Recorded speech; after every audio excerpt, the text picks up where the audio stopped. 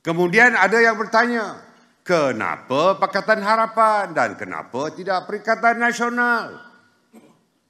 Pertamanya, kita telah mengadakan rundingan dengan kedua parti-parti gabungan itu. Kita telah mengadakan rundingan dengan Pakatan Harapan dan Perikatan Nasional secara berasingan 2 hari selepas PRU ke-15 dan beberapa hari kemudiannya.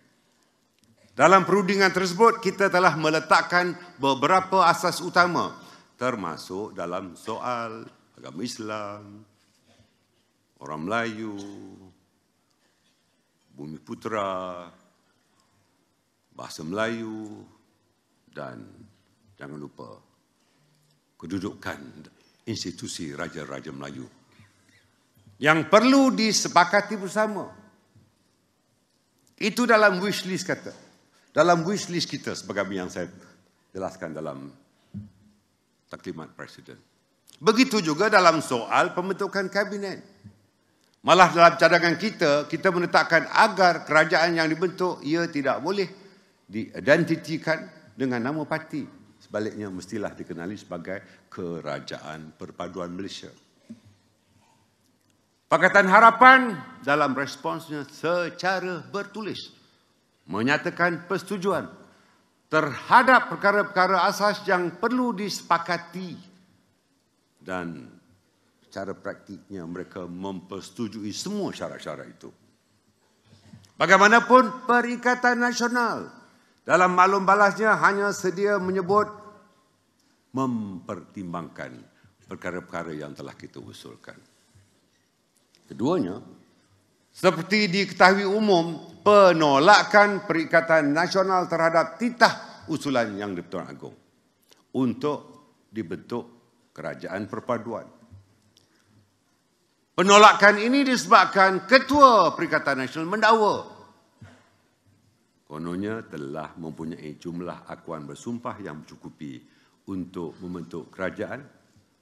Rupa-rupanya akuan bersumpah ini termasuk 10 ahli-ahli Parlimen Barisan Nasional yang telah memenangi kursi Parlimen tanpa pun merujuk kepada parti. Dan ia bukan merupakan keputusan parti.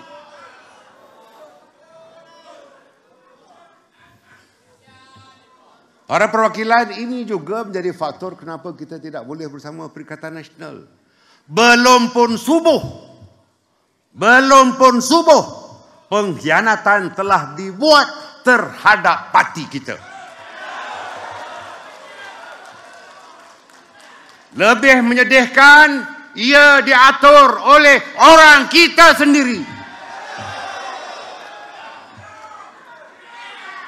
Sedangkan seperti yang saya sebutkan tadi, kita telah ada dokumen perjanjian dan akuan bersumpah serta aku janji. Saya ulangi, kursi yang dibenangi bukan hak pribadi. Kursi itu adalah hak mutlak parti, betul? Saudara-saudari, atas sebab itu, kita berbincang dan kita bersetuju untuk membentuk kerajaan bersama Pakatan Harapan dengan rakan-rakan dari Sabah dan Sarawak. Apabila keputusan ini dicapai, muncul pula suara-suara dalaman kita dengan hujah. Bukankah kita telah buat keputusan dalam PAU, no UNWA, no DAP? Namun kelompok yang suara ini tidak pula menyebut no bersatu. Kononnya dibangkitkan lagi tuduhan kita melanggar keputusan PAU yang menyatakan no UNWA, no DAP. Mereka sengaja melupakan no bersatu. Tunggu. InsyaAllah tidak lama, atas persetujuan para perwakilan yang memberi mandat kepada Lembaga Disiplin dan Majlis Tinggi, tidak lama lagi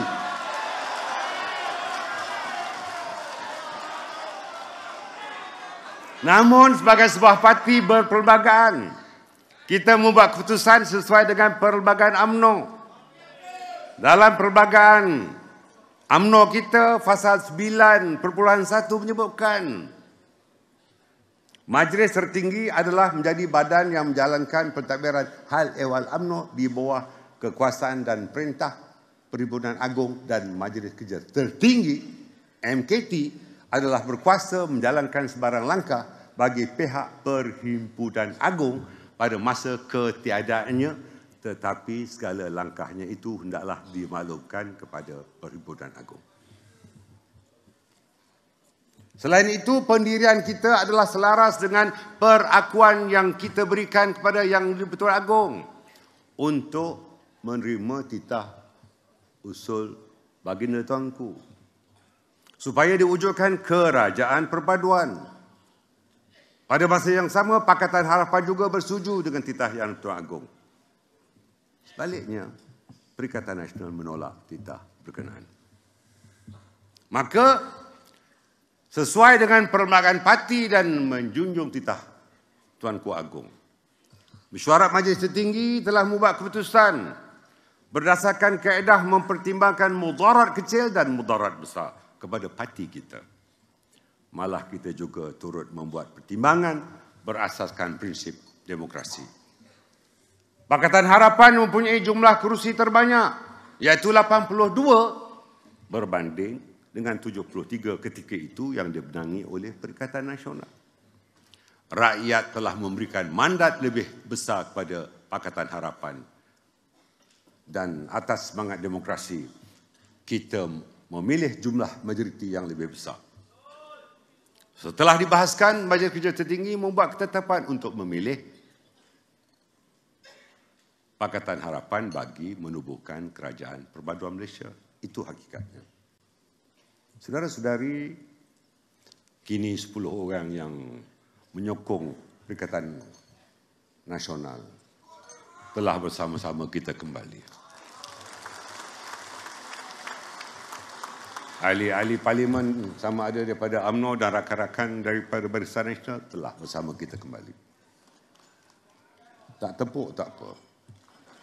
Tapi hakikatnya mereka itu bersama-sama dengan kita kembali. Biduk lalu kiambang bertaut. Saya telah maafkan, tetapi sukar untuk saya melupakan.